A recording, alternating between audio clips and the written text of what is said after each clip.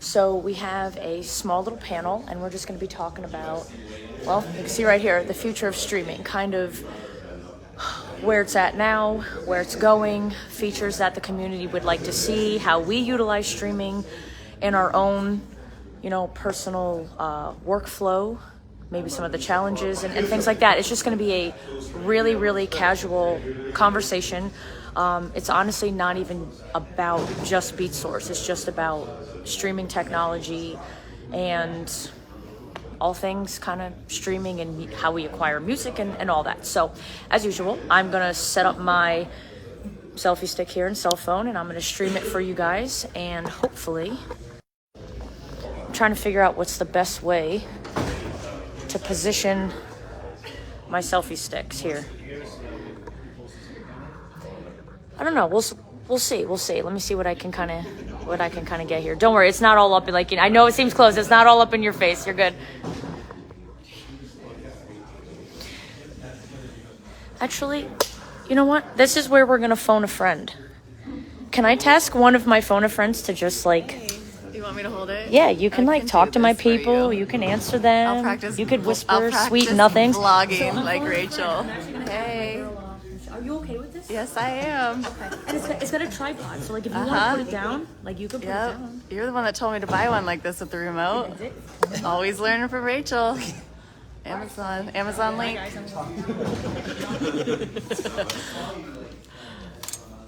I'm strong. I didn't go out last night. Too late. I can hold it a full face. We got the great hacker fam. Hey. And there she is. If I start getting wobbly, I'm gonna pass it down the line. I feel like we should start a wave or something. Hey everybody, welcome. Come on in, sit down, have some, take a rest, take a breath. Oh yeah, he just called me right now. Tired. Where I was at. Why are you sitting over there? That's right. Did you just walk in? Oh. Alright guys, so let's get started here.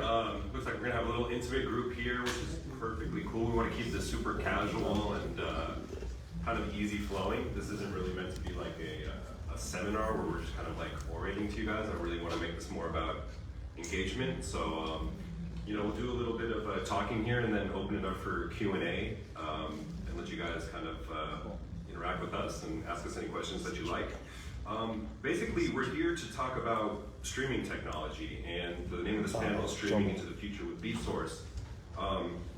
And really, I just want to talk about DJ technology and more specifically the evolution of tech when it comes to music acquisition for DJs, right? Because a lot of us have probably been DJing for many, many years, and we've seen this dramatic evolution in terms of media and consumption and how we get our music. And at Beatsource, we're trying to kind of lead that evolution and kind of aid the culture as we kind of embrace these new technologies. So today, I kind of brought a few of my friends to engage with us in this conversation. We got O.P. Miller over there representing Serato. Serato, obviously one of the main DVS that most of us use, and so I thought it was important to involve them in the mix. We've got DJ Rachel Lynch over here, who's one of the premier wedding and event DJs in the US. And she's also a great proponent of technology. That's why I wanted to involve her, because she's always very up on the latest and the greatest when it comes to DJ technology and culture. And then we've got my friend Aaron representing Crate Hackers here.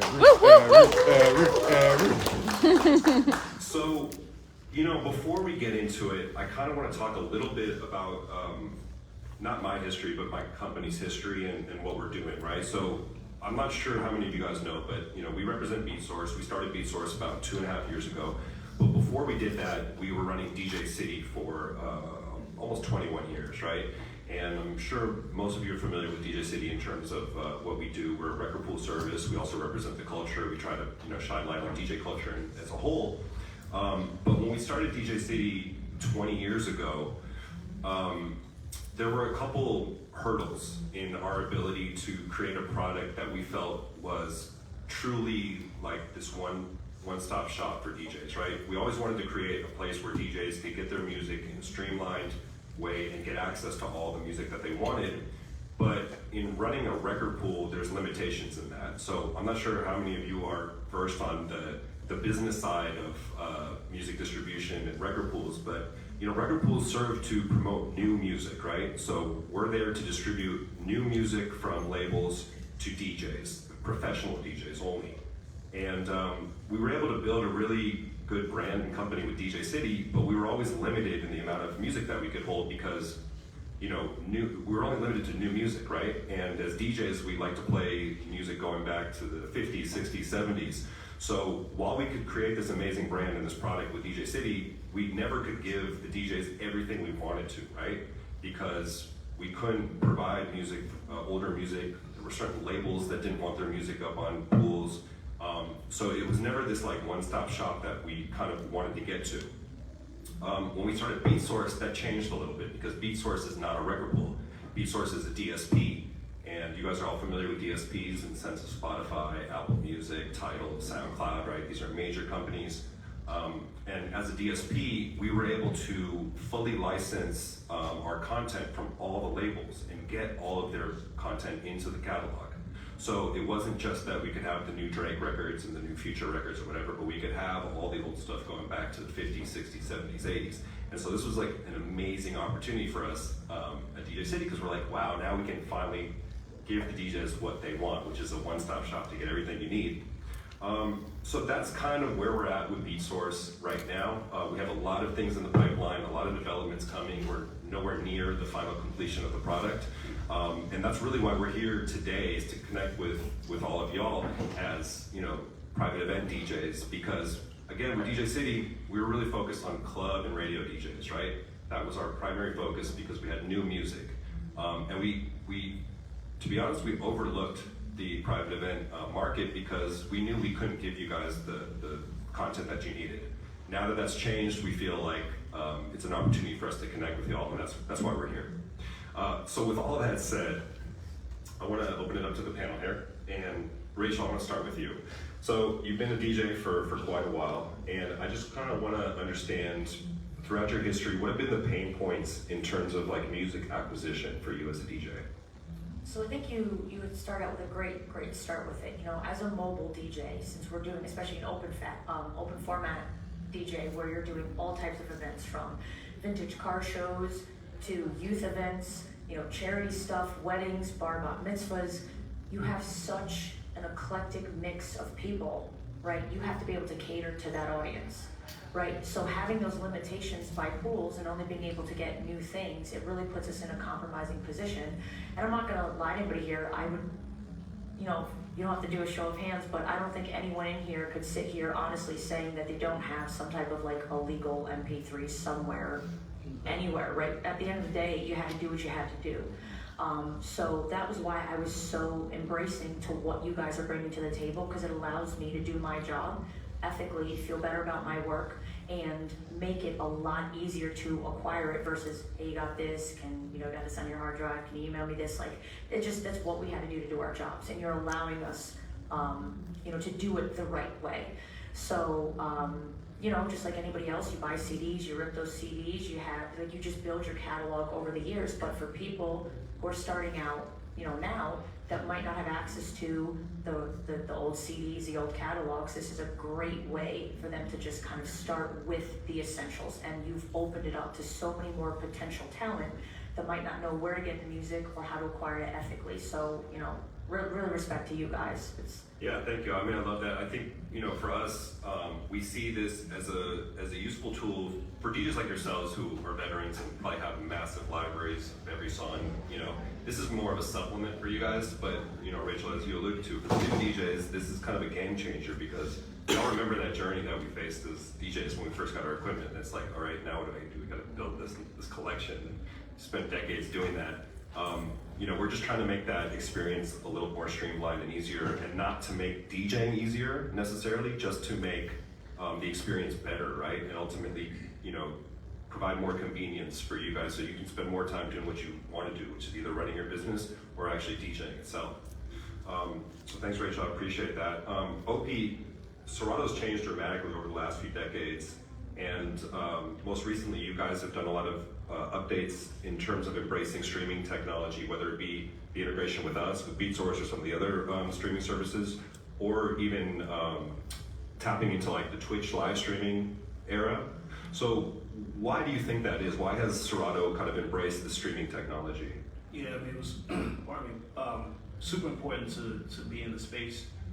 One, because it was a demand, right? A lot of people were asking initially about Spotify, and unfortunately Spotify has decided to walk away from DJ altogether, which is unfortunate on their side of things.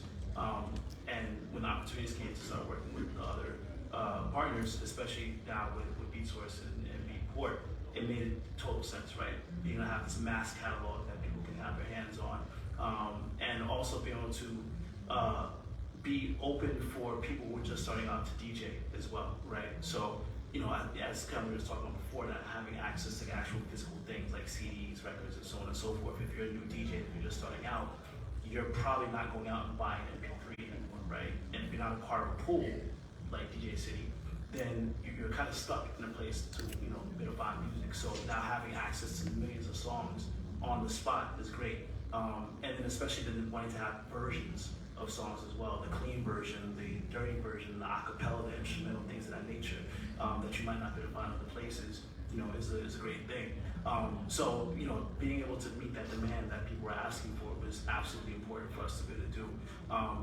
When the pandemic hit, you know, we realized that we were in a pretty interesting space because everybody was at home, everybody was trying to figure out how to DJ in some form or fashion in terms of like getting on to play. And we did a couple of things. The first thing was that we created the ability for people to be able to stream music directly out of their Serato to go directly into an OBS or a Streamlabs and such with our virtual audio device. So if you only have one computer to be able to play with, then you had access to be able to get your music to go out to Twitch and be able to do the thing. And that helped people to be able to, you know, use what they had to help build community, right? But then adding streaming on top of that, then there were a lot of DJs that I talked to over the time that were like, because we have the ability to play for so many people and not be stuck in just one format based upon a club or an event, they could be completely wide open in terms of the music that they could play. So people were telling me, like, yeah, I'm gonna be, you know, Beatport and Beatsource, and I'm playing a game list of that wouldn't be able to play in a club because I now have the freedom that, you know, I have 500 people watching me and they want to hear real music, and I can play real music on these platforms, right? So it's really important for us to be able to speak, you know, be a big part of that community, you know, that communication in terms of letting people know that it's out there, but then being able to support people in that as well through these initiatives like the, you know, the VAD that we could be creating and such. Yeah, I love that. And I mean, you alluded to one thing, which is this kind of change in, I guess it's this generational change in, you know, most of us are a little bit older, but you know, the truth is the younger DJs, they don't think of music ownership the same way that we do, and they've grown up in the streaming world, and they're much more receptive to streaming their content than owning even, you know, physical, let alone digital copies of that. So, you know, whether we like that or not, that just is what it is. That is the you know, the landscape currently, and it's only going to kind of continue into that digital realm. But I wanted to talk a little bit about convenience, right? Because our ultimate goal is to create a product that makes DJs' lives easier. And Aaron, you and your team have created Crate Hackers, which kind of shares that same goal, right? Can you talk a little bit about what it is and why you created it? Let's start with how we created it and why. Do you have any DJ dads out there? Anybody, sons and daughters? Yeah. I have a daughter, and I was working in radio at the time, and I would always be proud of like turning on my radio station in the car and let my daughter listen to it. You know, hey, this is where Daddy works, and she's you know, jamming along to a song, and then she says, "Hey, Dad, play that song again." And I'm like, "What? We're listening to the radio, so that's not how it works." She said, "No, rewind the song, play it back." And I had to explain to her that's just not how it works. And I think that's where Crate Hackers really started for me, was because I realized that we are moving into this generation that doesn't quite play music or learn how to obtain music the way we all do. This is the last generation. This is it. Us as DJs, we're going to say goodbye to MP3s before our career is over. And I know it's hard to embrace that because a lot of people just Way to make us feel old, Aaron. I don't want to make you feel too old, but I want you to feel prepared to get ready like my daughter, because she understands that this is the future of which we're going. So I wanted to help DJs get to that next level. Let's face it, we are the only industry right now, aside from maybe a mainstream or retail environment, that physically downloads MP3s. This is it. We're the only people who consume MP3s. How much longer is the industry going to embrace that? That's great. About it. So, let's help you get on my daughter's level. We'll walk you through it. That's how Great Hackers started. Yeah, that's beautiful. So Rachel, you know, we had this conversation a little bit earlier about this concept of like ownership, right? Music ownership, and how that concept has changed a little bit. Do you think that, you know, with this new technology, are we ever gonna, like, what do you feel about the concept of owning versus quote unquote leasing or renting? And is there a place for both of it within your business? So, I put a lot of thought into this. So, I actually want to talk about one more like little challenges, because I think it's really important. So, when I kind of started being vocal that I used Beatsource as part of a regular process at my events, I got a lot of pushback on my social media platforms from the OGs, from the people who don't want to let go of physical media, and I understand why, and I'll address that in a second. And I got a lot of people saying, well, okay, so you don't have a song, so what? Like, play another one, have them request something that you do have. And I tried to explain to them, because of people like your daughter that have whatever they want 24/7 at the touch of their finger, people don't understand the word no anymore. If they can have it for $10 a month, why the hell does the DJ that I'm paying $3,000 to be here, why don't you have what I want? And to me, it's unacceptable to tell no to a client to play music that they want. So if you have a tool that allows you to do that, extremely affordable, that's literally integrated in your software, why the hell would you not want to embrace that? So that was just kind of like the first thing. Now this is the only caveat, and where I still have a little anxiety and angst, and maybe it will be not an issue or something, but the thing about physical media is once I got it, I own it forever. So if there's some political thing, there's some record label dispute, and all of a sudden an artist goes, I'm pulling it. So now if I need to play a Taylor Swift song and I can't get that Taylor Swift song, I got a problem, because I don't want to tell my clients no. So I know if it's on my hard drive, I got it. So you can throw a temper tantrum and pull your songs, but I already own it. You know what I mean? Kind of thing. So that is literally my only hesitation with going all digital, because if anything happens, I can't get it back. Yeah. So. And that's a great point and a serious concern. And it's definitely been an issue in the past with some artists and some services.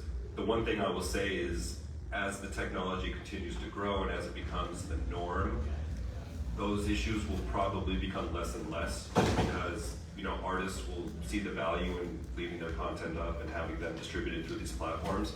It's an absolutely valid concern though, and one that, you know, we still fight, and I understand. Like, I completely understand, as a guy who owns a ton of vinyl and still buys vinyl and all that. You know, we were having this conversation is, you know, in terms of us as DJs too, we also own a lot of content that we don't necessarily like or love, but we have it because we need it for our clients, right? So, you know, I think that's where our service can also benefit, because if Soulja Boy releases a new album tomorrow, like, do you guys need it? Like, do you have to own the whole album? I mean, you're gonna need like the tracks, right? You're gonna need to play the records that you gotta play, but like, do I need to own that album? Probably not, right? So at least it gives you a little bit more autonomy in like deciding what you do want to spend your money on and own per se. But you know, it's a great point. Aaron, anything to add in terms of Soulja Boy music? Yeah. Really into that collection period. It's an exciting time, and it's a scary time at the same time. One of the comments we received the most is, well, shit, I'm in a barn, this wedding, I'm not going to play the first dance for a bride and groom streaming.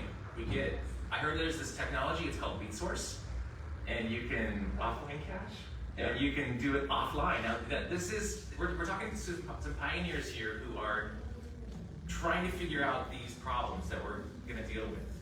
We need to remain professional. We need to play this song as clear and loud as possible for our audience. And I think we're just at the tipping point where this adoption rate is going to start to increase. We are, as an industry, speaking for us all, the slowest to adopt. Who used to own the Pro Sound catalog, or get the Pro Sound catalog directed to them in the mail? Kind of shows our age, right? I was looking through it one time, and I came across an advertisement. It was for a box, looked kind of like a hockey puck, and it had like RCAs on top of it. This thing was supposed to replace your vinyl records if you plugged it into your laptop. It was the Stanton Final Scratch. The only dude's not nodding his head. You're about 50 like me, aren't you? Yeah, it's good because it's. 39 on Facebook. This was the before. This was before Tractor. This was before Serato, and this was that point where computers were going to start to replace vinyl. I remember the hate I got when I bought this thing. Oh my gosh, you're gonna leave your records at home, you're gonna rely on a laptop. Even the guy at Pro Sound Catalog, when I told him that I was buying this, he's like, are you sure? So my point is, we need to adopt faster. Yeah. We need to get on top of this and be ready for that next evolution. No matter the technology, stay on top. Yeah, that's a great point. And to give you guys some context, I mean, we went through this as well at DJ City, right? Because when we started as a physical record store. We were selling vinyl records and we were selling compilation wax. And in 2004, this little black box came out called Serato, and we were like, oh shit, like this is the future. And we literally started digitizing our library and pivoting into this digital record pool service. And at the same time, we were met with the same resistance. And you know, it's like you said, man, we're still early in this technology, and I understand the hesitations, and I get it. But this is the same kind of feelings that we felt in 2004. And you guys remember at that time, I'm sure like a lot of you probably went to the clubs and to your gigs carrying vinyl records around just in case, right? But like, how many of you guys are still bringing vinyl records to the gigs? Like nobody anymore, right? Because you feel comfortable with the technology, you know it works, and that's where I think things will continue to progress. Now, in terms of the technology, OP, we know that club and battle DJs have had a profound effect on Serato and the development of Serato. But what about the private event DJs and all that? Like, what kind of influence have they had on the product? Yeah, I mean, it's actually interesting because Serato, technically, we just make software, right? So you talk about the box, technically Rain made that box, right? The SO1 box, that was in conjunction with Serato, right? But we have plus or minus about 15 partners that we work with, right?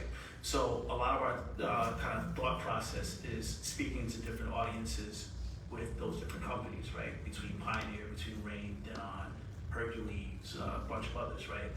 Roland, for example.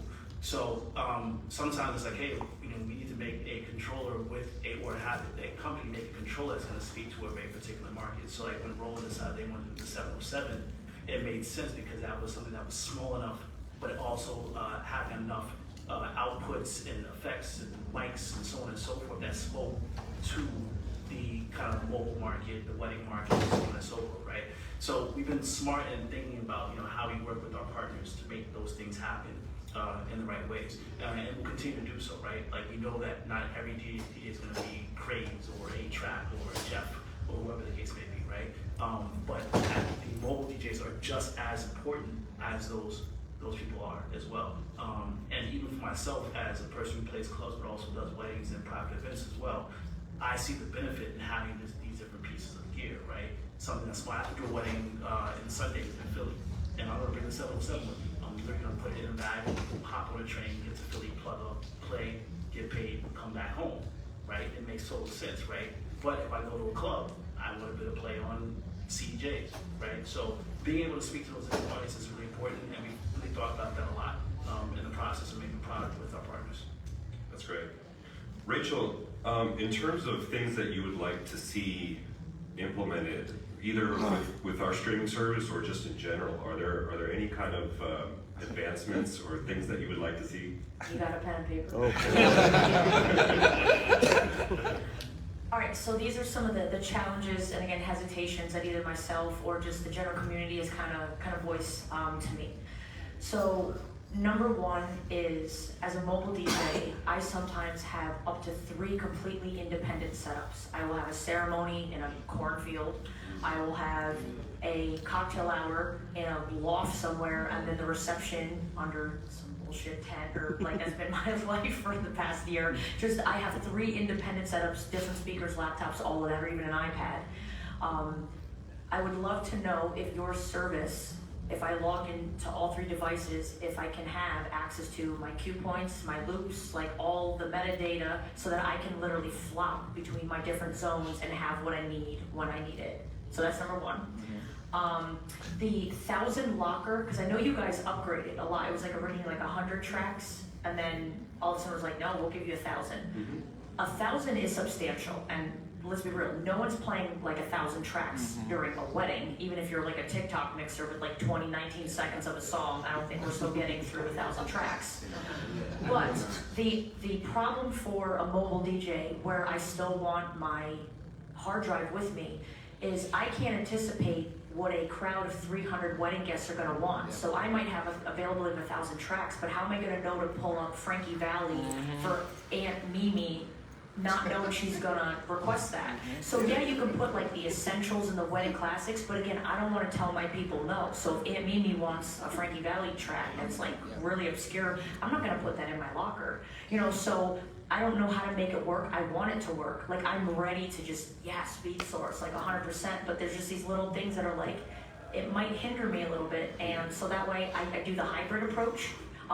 You guys have personally saved my behind like 5 times at events where, so I use a planning software called Vibo, and I couldn't do my job without it. I love it. We can talk about it later. But I want participation from my clients. I want them to give me songs they want to hear. They can even send this link to their family and friends so that they know in advance what they want to hear. So then when I go to do my event prep, you know, I'm 99% there, but there's going to be that one person that wants that one random something that I didn't know about. So I type it in my hard drive. I don't have it through my pools. I log into Beatsource.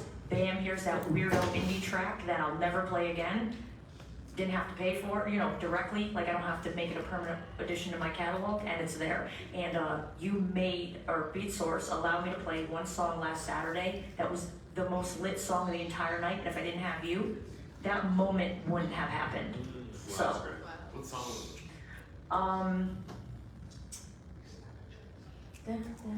Hold on, give me a second. It's in my gig log. Magic Position is the name of the song. I don't know if someone can like Spotify the artist of it. And they were clapping, and it was epic. And I caught it on the gig log, and it literally made their night. Okay. So to answer your 2 points, and maybe this is where I can talk about what we have coming up for Beatsource, and then I definitely want to open it up to Q&A and engage you guys. So Universal Cue Point System, we're working on it. So actually that's going to be one of our next big event announcements, is that, yeah, so basically Beatsource would be like your kind of like global music manager and for metadata as well. So if you are on laptop A and you've got all your cue points and you've got your library set up, and let's say I fly over here and now I'm using laptop B, I can log in and all my cue points will transfer over, all my metadata, all my loops, all my cues, all my Serato flips. Soulja Boy singles. All my Soulja Boy singles will be there. So yes, that is something we are absolutely working on.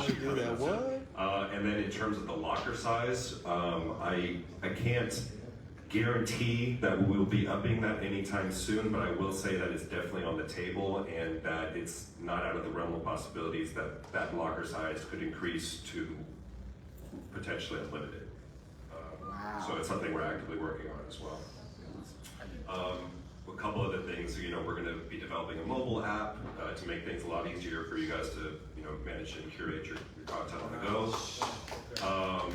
And then the biggest kind of thing that is going to be coming out next for Beatsource are officially licensed remixes. So if you use Beatsource, you'll know right now that there's no like remixes, like the kind of stuff that you'll find on record pools like DJ City, right?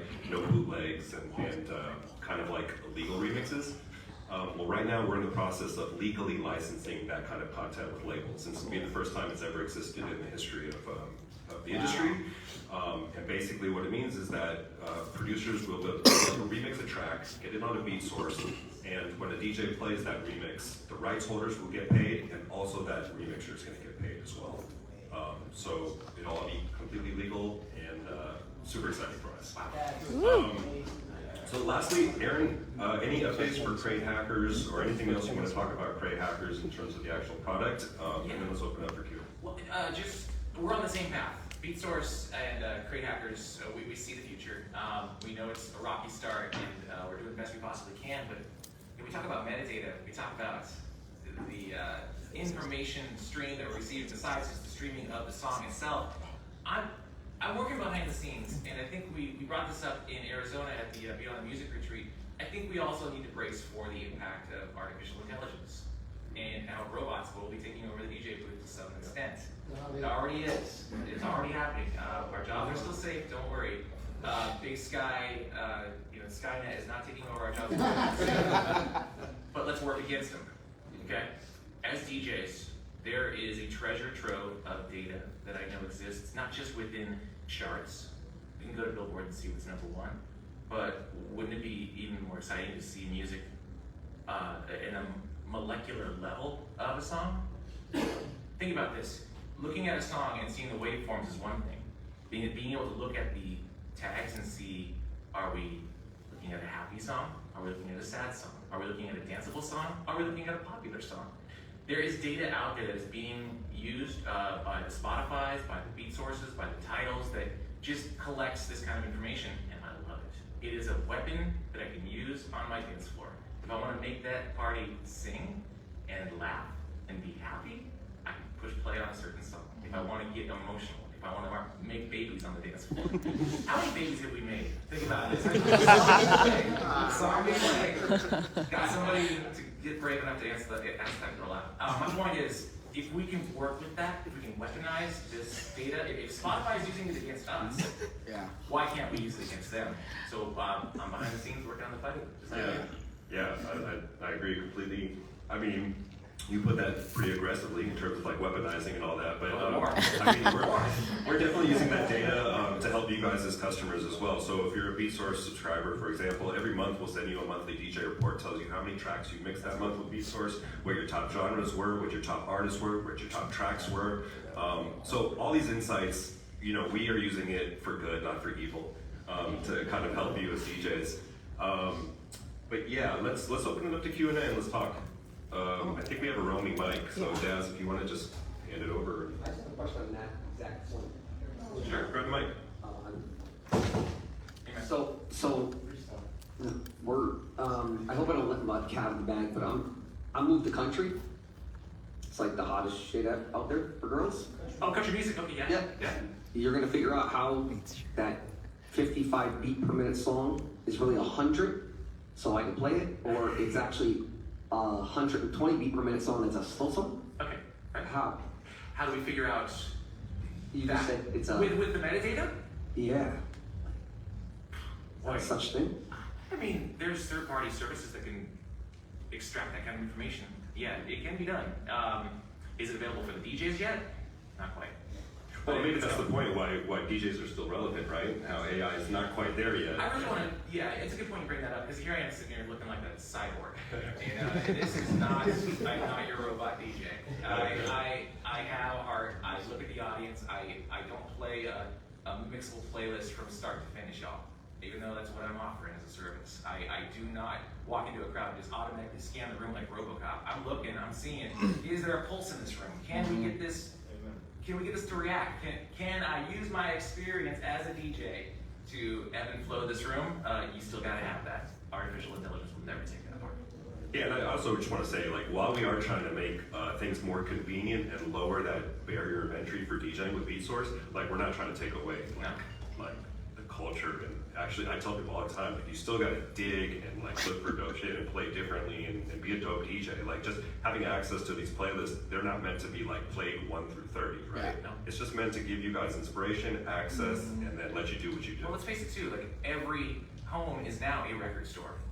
You know, what used to be the Tower Records is now in your fucking phone. Yeah. It's you know, so there's so many songs that are coming out every day. It's impossible as a professional DJ to stay up on top of every song.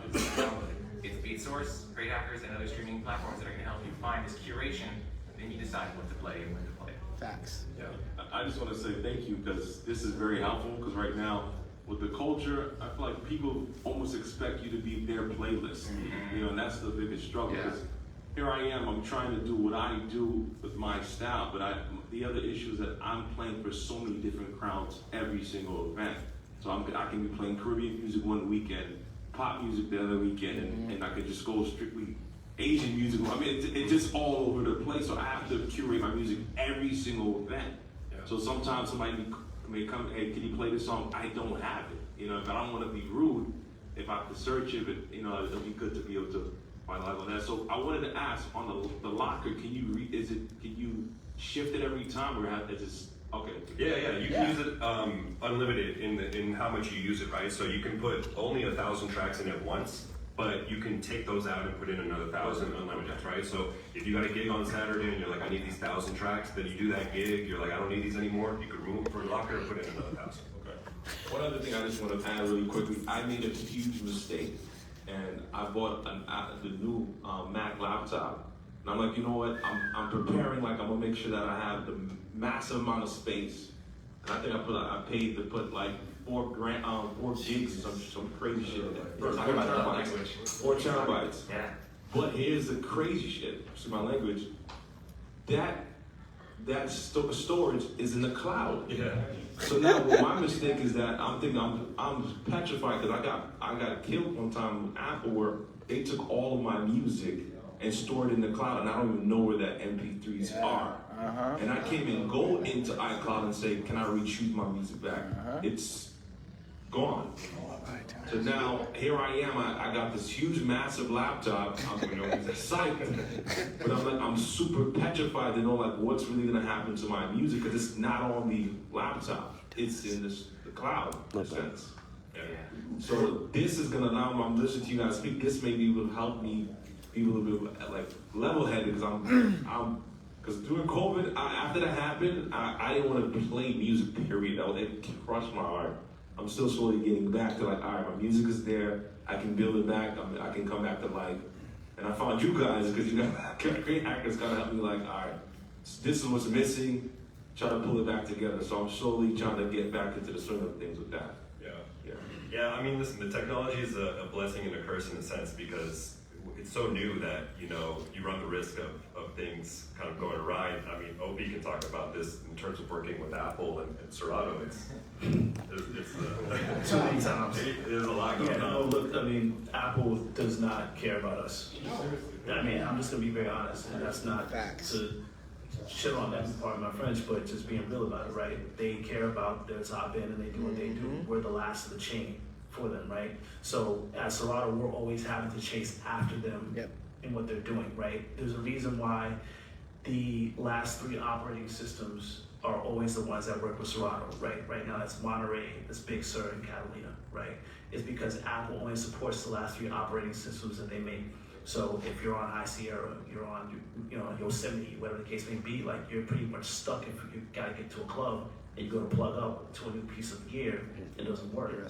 You're in trouble, right? Or you're a mobile DJ, you want to go out and buy the Rev 7 and you're still in Yosemite, it's not going to work, right? So unfortunately, we don't have any control over that, which is why we always try to keep the message out to folks, like please make sure you update as much as possible, keep your computer up to date, so on and so forth. And also too, because of software updates that end up coming that are better used on newer computers, we have to follow what they're doing. So in terms of processing and so on and so forth. And there's some stuff coming soon that you're all gonna probably use that you're gonna need to have those updates for, so. So Rachel, how do you deal with that, right? As somebody that is like embracing of technology and kind of like, full force into that lane, how do you walk that line? Because obviously you have a lot of the line, so it's not like you can fully jump on board with the new tech. You have to be able to test it, know it's stable, have faith in it, trust it.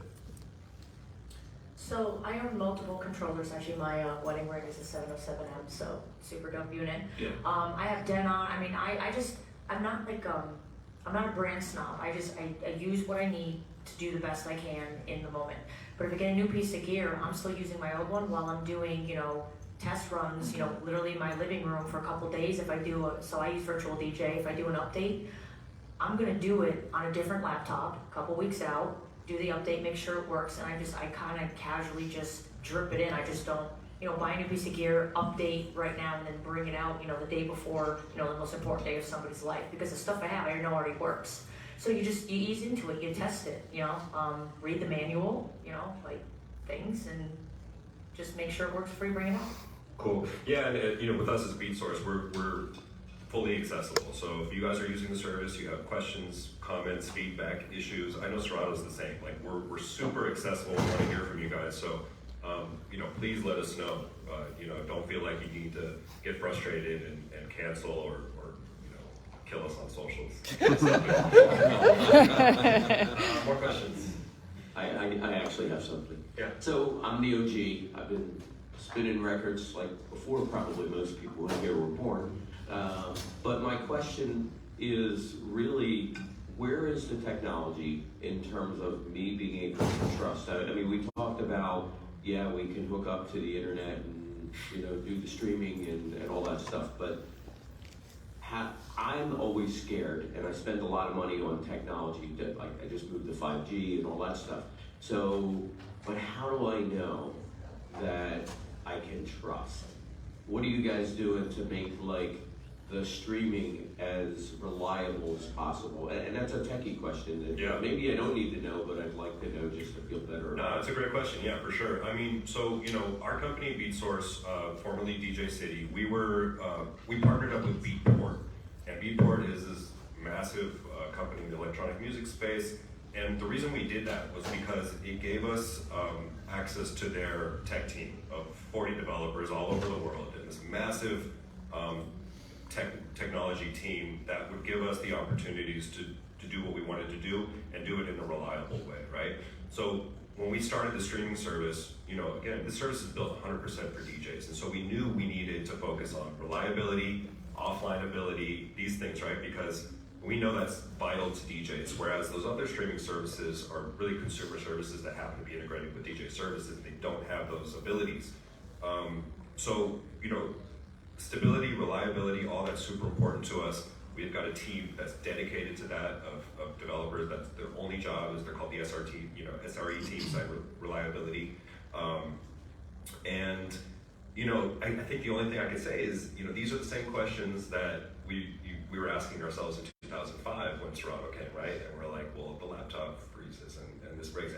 I think the only thing that proves is time, right? Because over time, you'll see that the product continues to develop and improve, and technology develops and improves. And as you mentioned, 5G is going to be everywhere within the next 5 years, right? And I know a lot of you guys are always, I DJ in the middle of a cornfield, wherever, there's no internet. But the truth is, there probably will be internet there soon enough, right? So it's a valid concern, and the only thing I can say is that it's something that we're dedicated to. And we want to provide the most stable product for DJs as possible. So that actually leads me into my question. Justin from out here in Toms River. Statement and question. I'm not scared of the Tin Man Skynet, because as far as mediums go, I feel like I walk these halls and I see nothing but massive creativity. No AI on the planet is going to read a crowd like a DJ is going to read a crowd, so I'm not super worried about that. My question is, with your streaming services, I've been following this since it was Pulse Locker, and my question is there a push from you guys, and maybe even this gentleman might be able to answer as well, to start putting 5G radios into the newer controllers? This way, we're not worried about internet, because I pull out my SX47 out of my bag and, plug it in, put in my, AT&T, T-Mobile, whatever SIM card, and boom, I'm straight. So is there any push for that in the future? What's your service right now? How many bars you got right now? I'm in this hotel. How many same bars on your cell phone you have right now. Right now? All right, bet. It's the same bars you got right now is gonna be the same bars you have on No, you're right. You're right. That's a valid point. So that's the concern. Infrastructure. That's another question I have. 100%. Yeah, I mean, so to answer the first part, there is definitely a push to integrate Wi-Fi into hardware units. It's already happening. It's happening at Denon already. They have the Prime Go, which has Wi-Fi built in. If y'all come to our booth later on the floor, we'll have it there, and you can see how Beatsource is integrated directly with it. No need for a laptop. You can access the full catalog there from this tiny little controller. It's pretty amazing. We will also be integrating directly with the CDJs later this year, I believe. Which means that you can rock Beatsource strictly off of CDJs and USBs, no need for a laptop as well. Wow. So yeah, it's all happening. I can't speak to what's happening in Serato, but I'm sure it's something that definitely looking into. And then in terms of infrastructure, it kind of relates to his question as well. It's something that we know is vital because again, this is a service for professional DJs. This isn't like a consumer service, so we know that reliability, infrastructure, stability is like paramount, right? So yeah, I think that's kind of our focus. The table just gonna slowly start. So I had a quick question. So I'm a user. I love it. It's great. But my question is, the problem I have is when I have something in my locker, let's say I'm like organizing a little playlist and I can't mix the offline lockers with the Serato crates. Is that going to be an ability in the future so I can kind of have that all lined up? Yeah, I hope so, OP. That's a very valid question that has been asked a lot, and even for myself, I've been wanting to do that as well, where literally it's like, oh, I got my locker, got a bunch of songs in it, but I want to organize it based on like the amount of songs or the order of songs they can play for a particular event, and I have to go between two different places to make it happen. So that is something that has been discussed at HQ, but now it's just a question of figuring out between Serato as an application and also then Beatsource as the application inside of it, how they can talk and make it work. So we'll definitely. Yeah, and just so you guys know, I mean, these guys really are our partners. We are partners with Serato. We work together. We talk all the time. Our teams are talking daily. There's a lot of improvements and a lot of things that we're looking to implement. It's just, these are massive companies with massive technical debt, and we have to solve all that and get through it. And also to the point with stability, we want to make sure on both of our sides that we're going to create something that's not going to break your computer, right? So it might take time for that to really conversation happen between both the companies to make it work in the right way. But feedback like that is vital to us, and it literally helps us improve this product. So stuff like that, we appreciate it. Yeah. Looks like we have time for one more question right here. Oh man, so listen, I know we only have time for one more question. We're gonna be on the floor later. We've got a booth with Jetpack. Come by, chop it up, let's talk. We're also offering free 60-day trial for Beatsource, so you can try it 60 days free, no strings attached. So yeah, let's get to the question. All right, my name is Johnny with Clips. Do you have any plans to have it so people or DJs could log in, maybe select the type of event that they're doing, right? And then it creates sort of a real-time chart of what everyone's doing as a group, right? So that way you know it's getting hot. And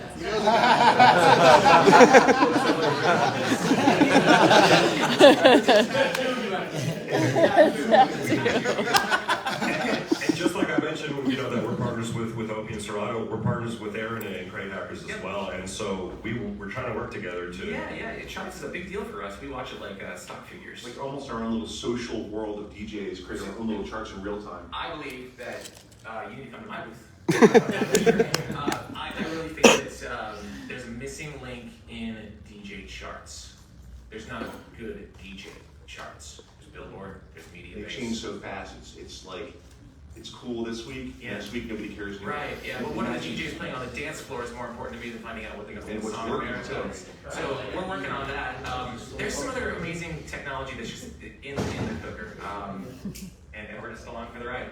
Yeah, and we play a role in that as well. So with Beatsource, we're tracking analytics on playback, so we can tell, what part of the world people play the song and how long the song they played, and then in turn, We have charts in Beatsource that are updated every 24 hours, showing you what DJs are playing over the last 24 hours using Beatsource. Yeah. And those charts are way more valuable to a DJ than what you just mentioned. You skimmed across something else though. That okay, like you look at the SoundCloud, and you're listening to those remixes, and you're not listening to the whole way all the way through. You're clicking through. You hear the drop. You move on to the next. You're clicking on your mouse. You have a way to collect that data and see what peaks and valleys people are able to view, right? Yeah, absolutely. So, we can tell, DJs only played the first verse of the track and got out, and then we in turn work with the record labels to give them that information, right? Because it's valuable for them. And for you guys as well, right? I mean, at the end of the day, we're trying to take all this data, all this convenience, and just provide value to you as DJs. Mm-hmm. But if we can combine them all, if we can get Beatsource, Serato, Spotify, if we can do like a general consensus, we'll hack that, All right, so I know we're short on time, guys. I really appreciate everybody coming. I hope this was valuable. And like I said, we'll be on the floor for today.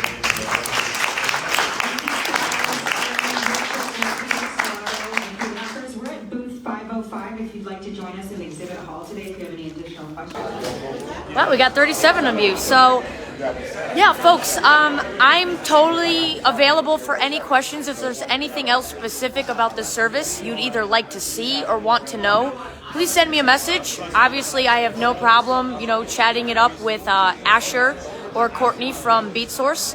They really do listen. They want this to be a world-class service for DJs. So, they're always looking to develop and move forward.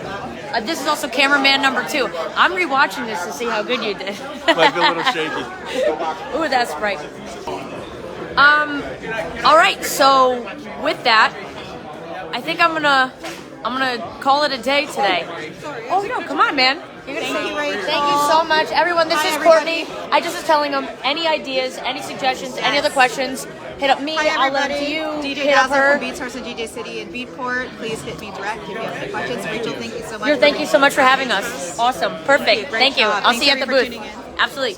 All right, folks. I'm just reading some comments here. Thank you. Listening here. Awesome. Thank you so much for tuning in this week. I may go live if something else is kind of popping. That's pretty much the main thing for today. So with that, enjoy the rest of your week. If you did not make it here to DJX 2022, I hope all these live streams have proved to you why you have to come at least once. And next year is going to be bigger and better. They're rebuilding. Obviously, 2020 was super tough. It's been such a great time. So with that, take care, everybody. Thank you so much for tuning into my live feed, and I'll see you later.